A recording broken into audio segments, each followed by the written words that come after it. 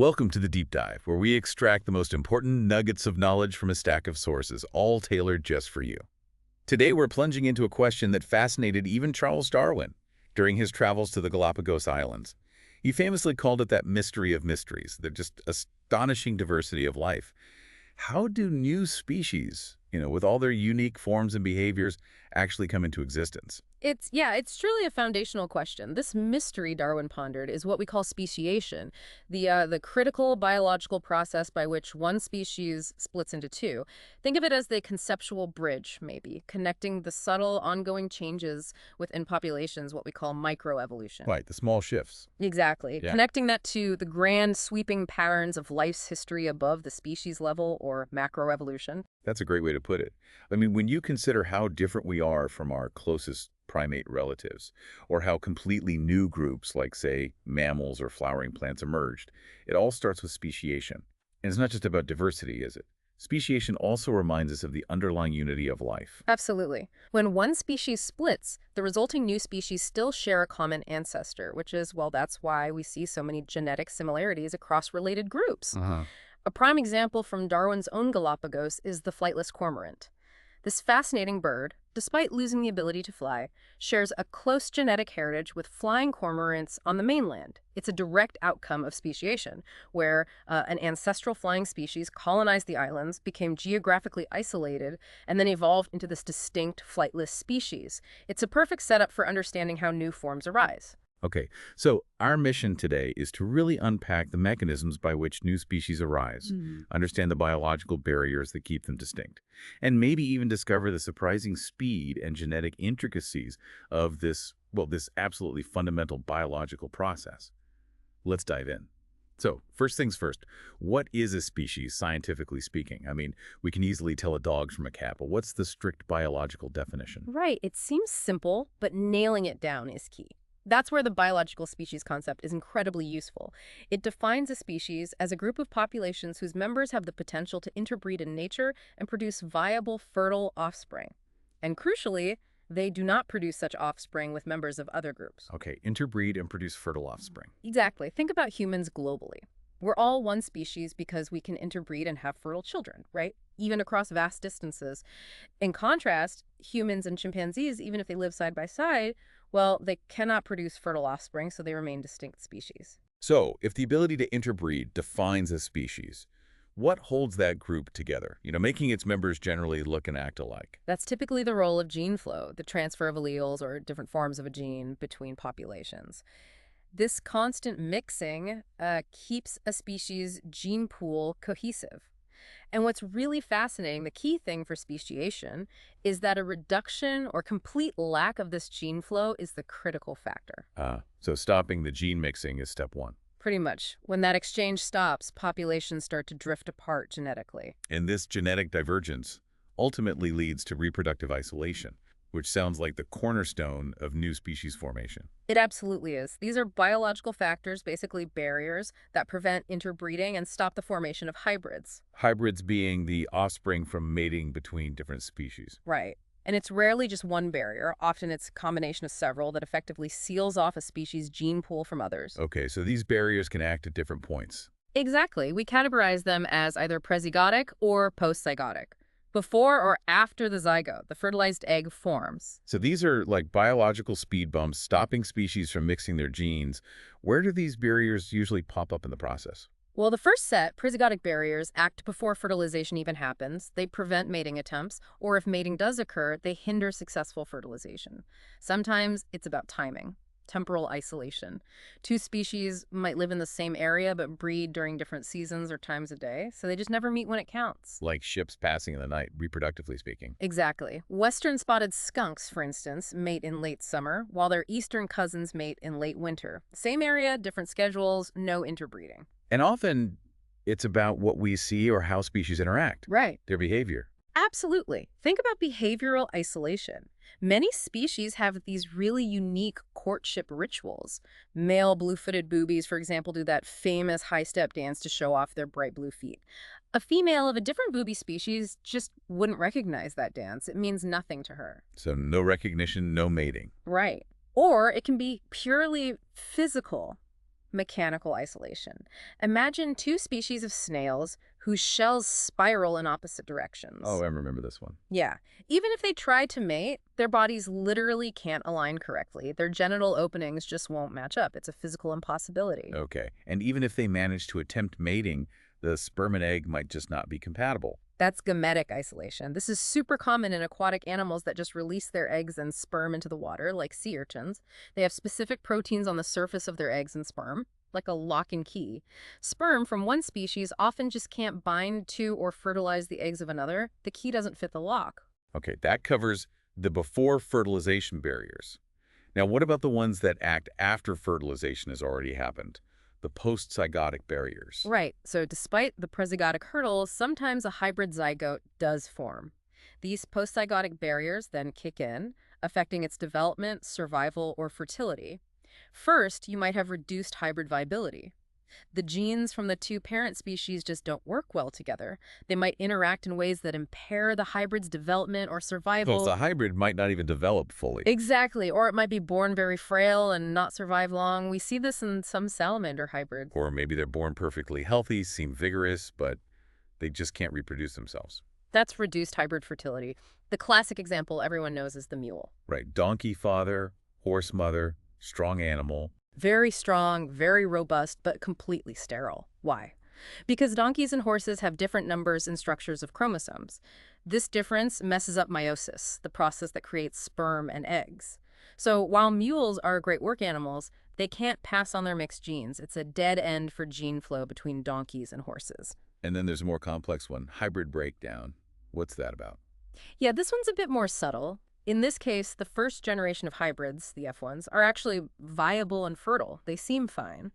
But when those hybrids try to mate, either with each other or back with one of the parent species, the next generation, the F2s, end up feeble or sterile. So the problem shows up a generation later. Exactly. Certain cultivated rice strains show this. You can cross them, get healthy F1 plants, but the F2 generation just isn't robust. Genetic incompatibilities pile up and manifest later. Wow, okay, so the biological species concept with all these pre- and postzygotic barriers seems incredibly powerful for understanding speciation. Right. But does it have any, well, limitations? Does it work for everything? It definitely has limitations. It's fantastic for understanding how reproductive isolation evolves in sexually reproducing organisms living today. But, you can't test the reproductive isolation of fossils. Right, obviously. And it doesn't really apply to organisms that reproduce asexually, like bacteria and archaic prokaryotes. There's no interbreeding there in the same way.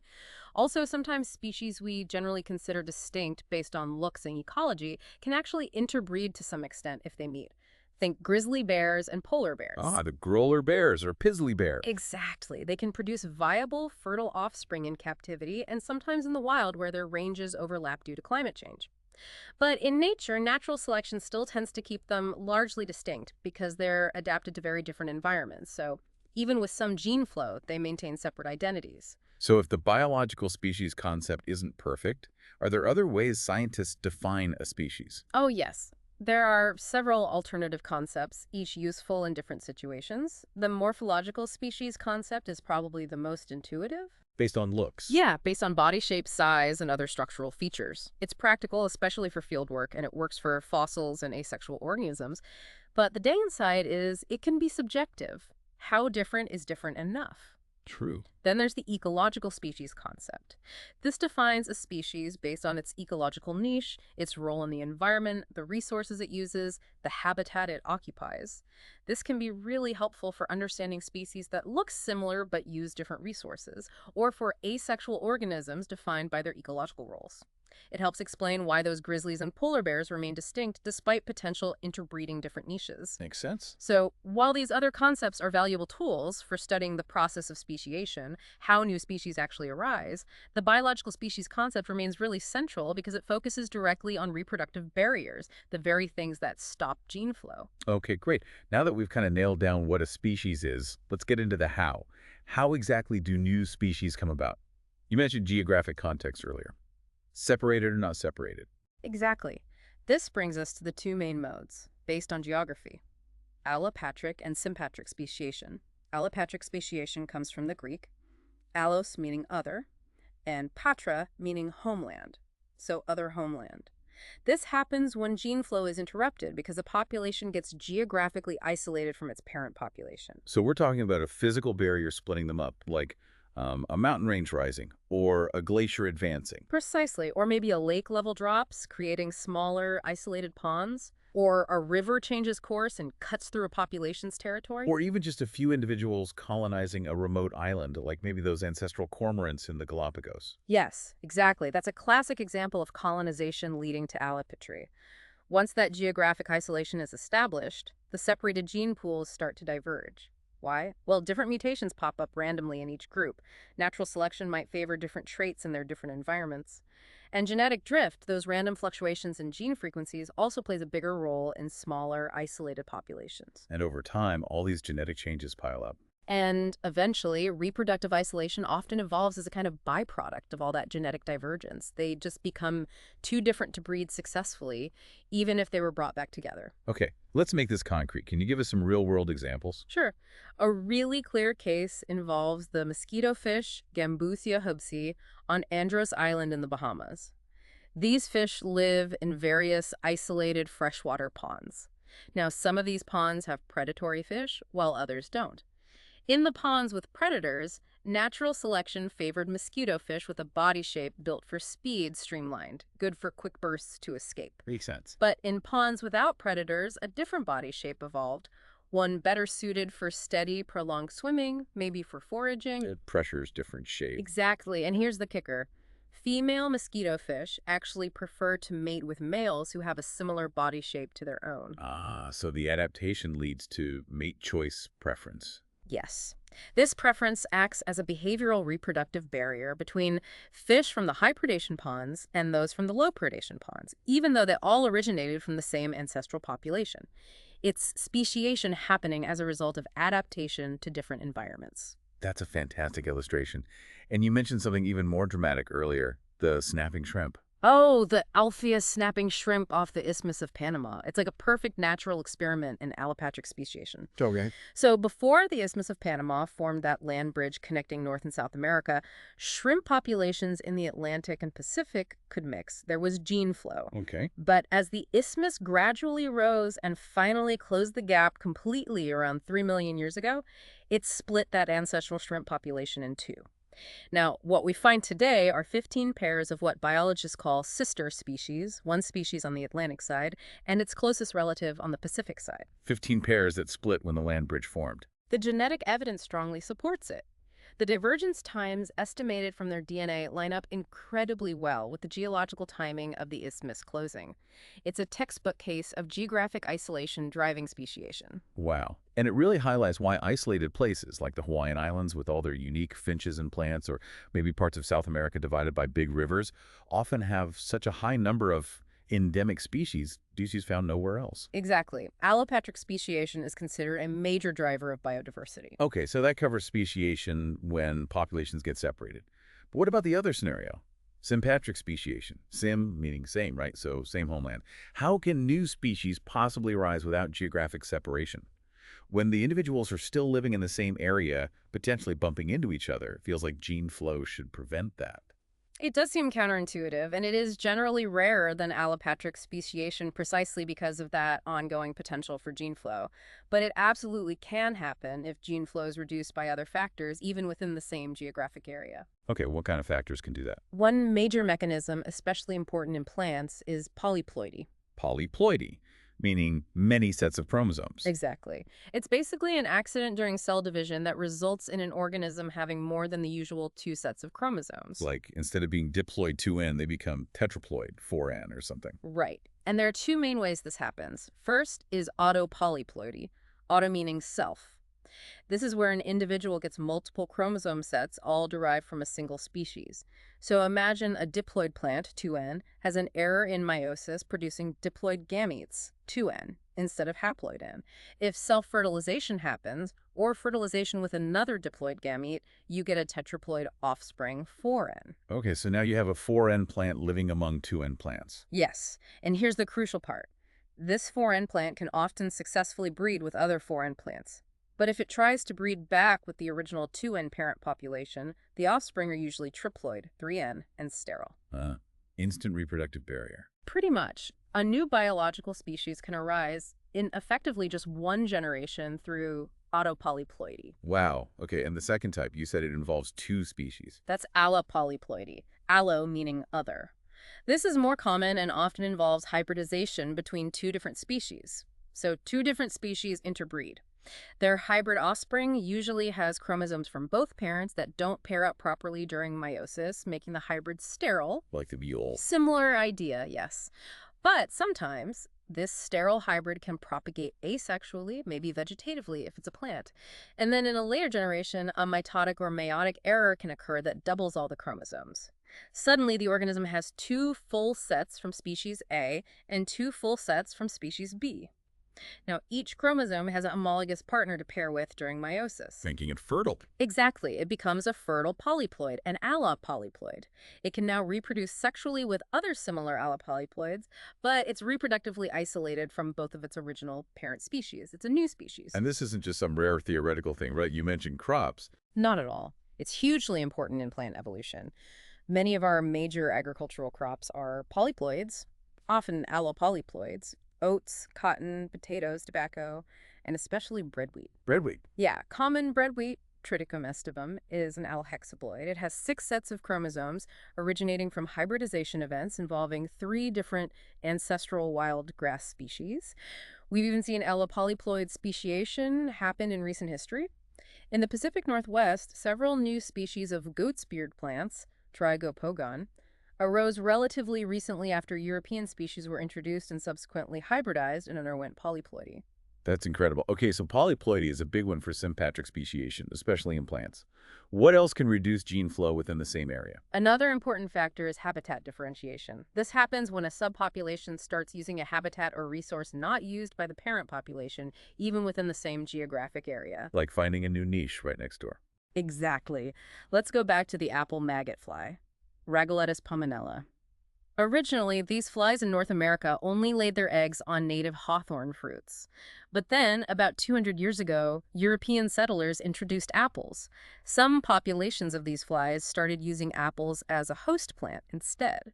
And they tend to mate on their host plant. Right, so flies that emerge from apples tend to mate with other flies on apples, and those from hawthorns mate on hawthorns. This immediately creates a prezygotic barrier through habitat isolation, even though the trees might be right next to each other. Plus, don't apples mature at a different time than hawthorns? They do. Apples mature earlier, so natural selection favored flies on apples that develop more rapidly. This led to temporal isolation as well. Their breeding times started to shift, and researchers are even finding genetic differences accumulating between the apple flies and hawthorn flies. So it's like watching sympatric speciation unfold in real time. It really is, a species diverging without any geographic barrier. Amazing. Okay, one more mechanism for sympatric speciation. Yes, sexual selection. This is when mate choice, often by females based on male characteristics, acts as a reproductive barrier.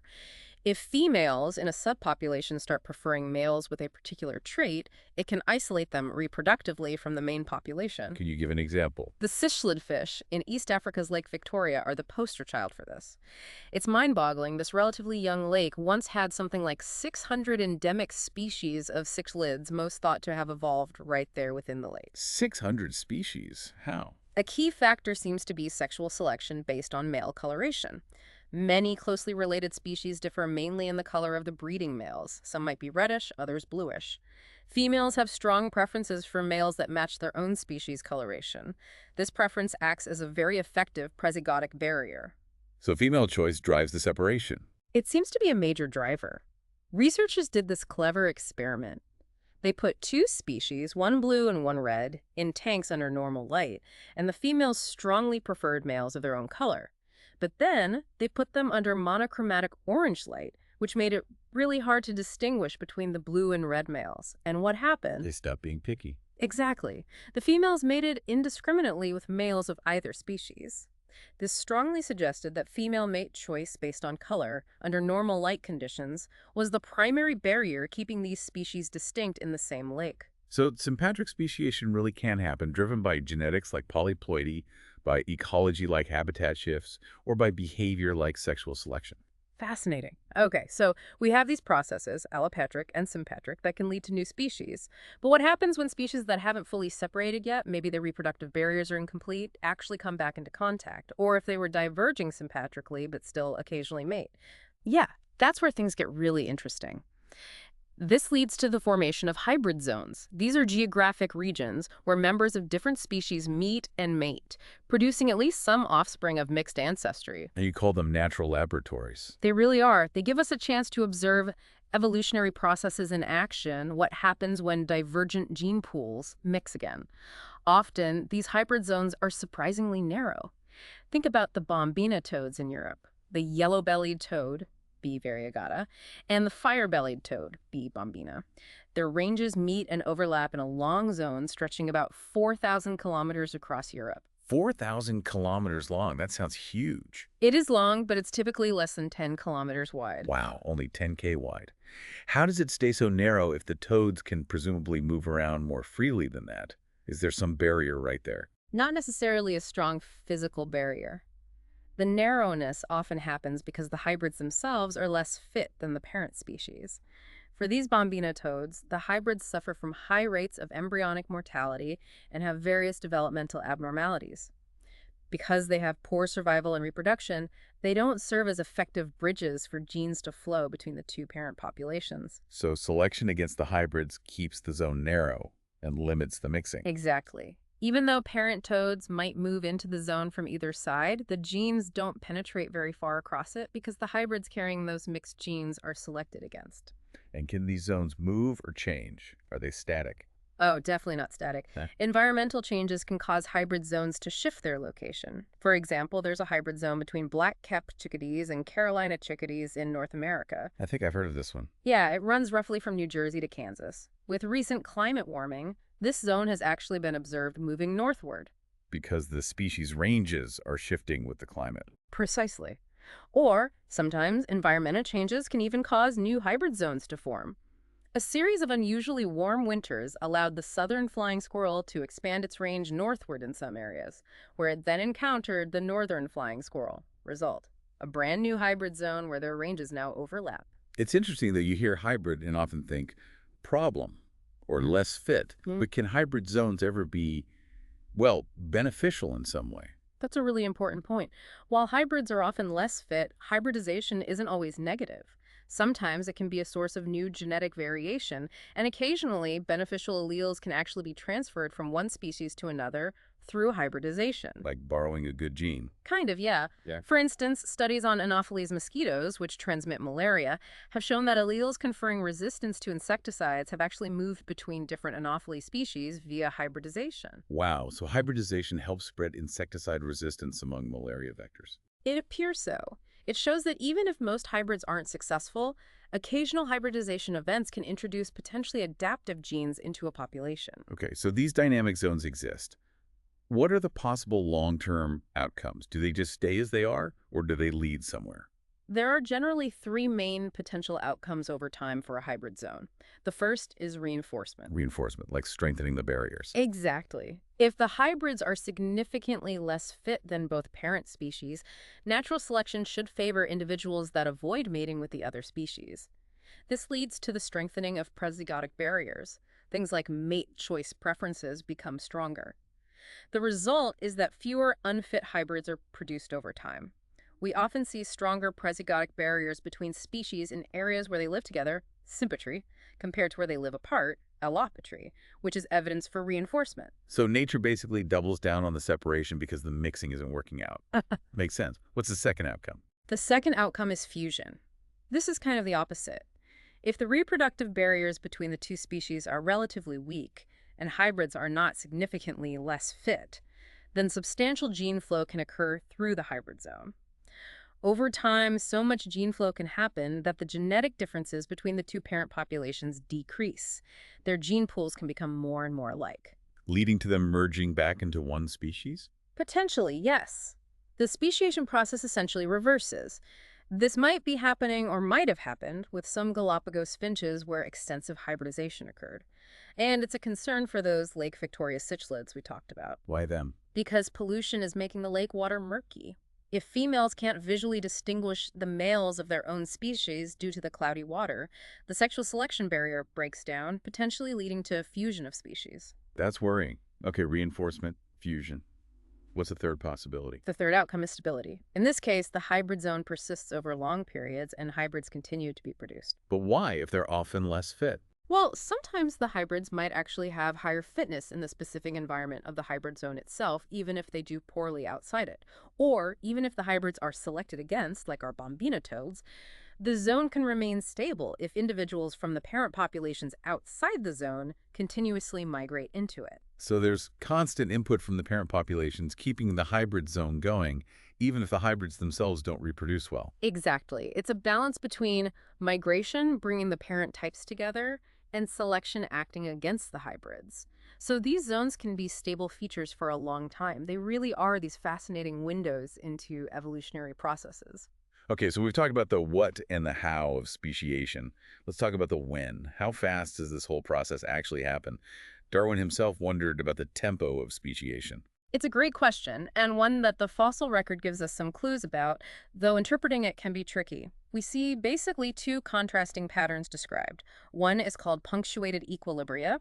In this view, you look at the fossil layers, and it seems like new species appear relatively suddenly, persist essentially unchanged for millions of years, stasis, and then disappear or are replaced by another new form, again, relatively suddenly. Suddenly in geological terms, right? Not overnight. Exactly. Suddenly might still mean, say, 50,000 years or more. But compared to the millions of years of stasis, it looks abrupt. This pattern suggests that the process of speciation itself, once it gets going, might be relatively rapid compared to the lifespan of the species. Okay, punctuated change. What's the other pattern? The other pattern is more in line with a gradual model. Here, the fossil record seems to show species diverging slowly and steadily over very long periods. You can see transitional forms accumulating changes bit by bit. So it might be fast, it might be slow. It seems both patterns occur. Evolution doesn't necessarily proceed at a constant pace. Speciation might happen relatively quickly in some lineages or circumstances, and much more gradually in others. It's still kind of amazing to think speciation could be rapid in any sense. Do we have examples from living organisms suggesting quick speciation? We do. Take the wild sunflower, Helianthus anomalus. Genetic evidence suggests it originated quite rapidly through the hybridization of two other sunflower species, H. annis and H. petiolaris. It quickly became ecologically distinct, living in drier habitats, and reproductively isolated from its parents. What's really cool is that researchers were able to somewhat recreate this in the lab. They made their own hybrid sunflowers. They crossed the two parent species and generated hybrids. Initially, like many hybrids, the fertility was very low, maybe only 1 in 1,000 viable seeds, but they selected for fertility over just 4 or 5 generations. And remarkably, the fertility of the lab-created hybrids shot up to over 90%. Wow, in just a few generations. Yes. It showed that natural selection can act very quickly on the genetic incompatibilities in hybrids, rapidly stabilizing a new hybrid lineage and promoting reproductive isolation. That really drives home the potential for rapid change. Right. But okay, that's the speed once it starts. What about the total time between one speciation event and the next? How long does it typically take for a new species to form from an existing one? Now that varies enormously. It's all over the map. A big study looked at data from lots of different plant and animal groups. The time interval between speciation events ranged from just 4,000 years in some citschled fish. 4,000 years. That's incredibly fast on an evolutionary scale. It really is. But at the other extreme, it was up to 40 million years for some groups of beetles. 40 million, that's a huge range. It is. The average across all the groups studied was about 6.5 million years. But the key takeaway is that there's no universal speciation clock. It really depends on how quickly gene flow is interrupted and then how long it takes for sufficient genetic differences to accumulate to cause reproductive isolation. That can happen fast or take a very, very long time. Okay, last big question then.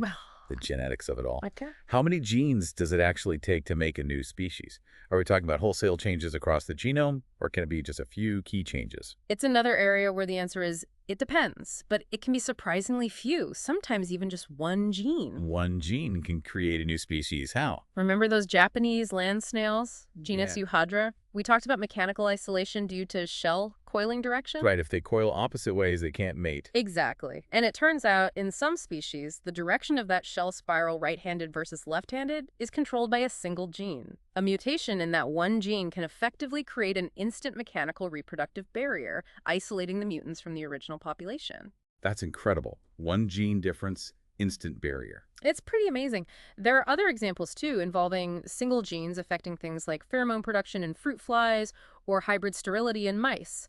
So sometimes a single locus can have a massive effect on reproductive isolation. But it's not always just one gene, presumably. No, definitely not. In many cases, it seems to involve changes at several genetic loci. Think about those monkey flowers, Mimulus cardinalis and M. lewisi. The ones pollinated by different animals. Hummingbirds versus bees. Right. M. cardinalis is red and attracts hummingbirds. M. lewisi is pink and attracts bees. This difference in pollinators is a very strong prezygotic barrier. Research has shown that this difference in pollinator attraction is influenced by variation at a relatively small number of gene locations, including one major locus called YUP, yellow upper petal, that strongly affects flower color and nectar placement, which in turn influences which pollinator visits. So changes in a few key genes altered the flower enough to attract a different pollinator, leading to isolation. Seems to be the case, yes. And researchers could even experimentally transfer the allele from one species to the other at that yup locus and significantly shift pollinator preference. But sometimes it must be more complicated, involving lots of genes. Oh, absolutely. In many other cases, especially involving postzygotic barriers like hybrid sterility or inviability, the genetic basis is much more complex. For example, hybrid sterility between certain subspecies of the fruit fly Drosophila involves complex interactions among at least 4 different gene loci. And in those sunflower hybrid zones we discussed earlier, the factors contributing to maintaining the zone and reducing hybrid fitness involve differences across at least 26 different segments of chromosomes. So it can range from one gene to potentially hundreds or thousands interacting across many chromosome regions. Exactly. The number of genes isn't really the defining factor. The key outcome, regardless of whether it's one gene or many, is that the genetic changes lead to the disruption of gene flow through the evolution of effective reproductive barriers. That's what ultimately leads to a new species. Wow. Okay, so we've really covered a lot of ground today, taking a deep dive into Darwin's mystery of mysteries, the origin of species. We saw how the biological species concept gives us a working definition based on interbreeding and reproductive isolation, and how crucial those reproductive barriers are, whether they act before fertilization, like differences in habitat, timing, behavior mechanics, or gametes. Or after fertilization, leading to reduced hybrid viability, fertility, or that breakdown in later generations. Right. And then we explored the 2 main geographic modes. Allopatric speciation, where geographic separation allows populations to diverge due to mutation, selection, and drift. With great examples like the mosquito fish adapting to predators or the Panama shrimp split by the isthmus. And sympatric speciation, the trickier case where new species arise within the same area, driven by things like polyploidy in plants, or shifts in habitat use like the apple maggot flies, or even sexual selection like those amazing cichlid fish. And we journeyed into hybrid zones, those fascinating natural labs where diverging species meet. We saw how they can lead to reinforcement of barriers, fusion back into one species, or remain stable for long periods. And finally, we touched on the tempo.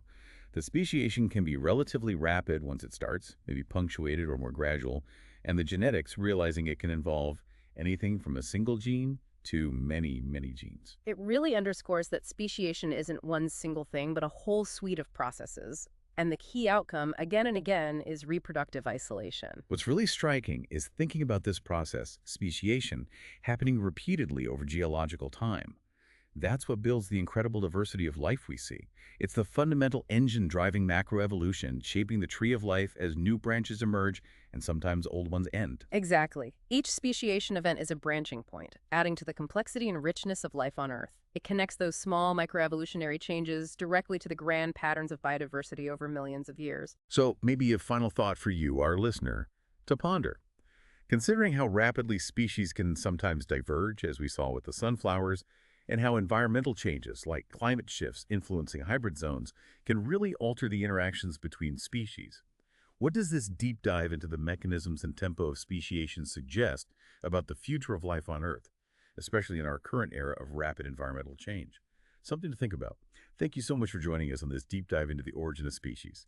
We hope it's given you a clearer picture of these fundamental evolutionary processes shaping life all around us.